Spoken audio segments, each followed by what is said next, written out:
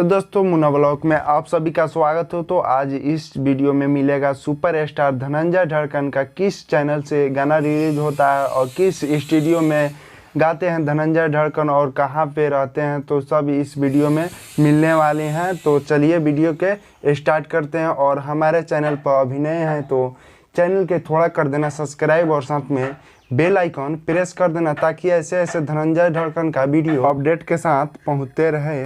तो फाइनली दोस्तों हम बता दे रहा हूं कि किस चैनल से धनंजय भाई का गाना छूटता है। तो बता दे रहा हूं, चैनल का नाम है धनंजय धड़कन इंटरटेनमेंट।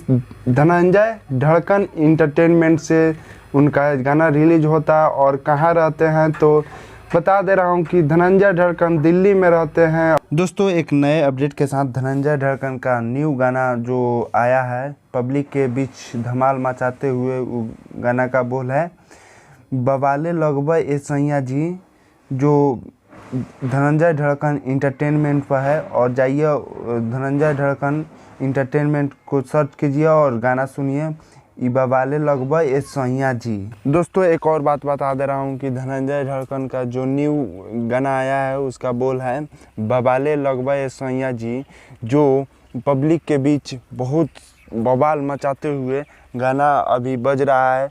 जो पियाहो परदेश में कैसे बर्दाश्त होला वो गाना बजा था, वैसा ही ये भी बज रहा है। तो जाइए और धनंजय धड़कन इंटरटेनमेंट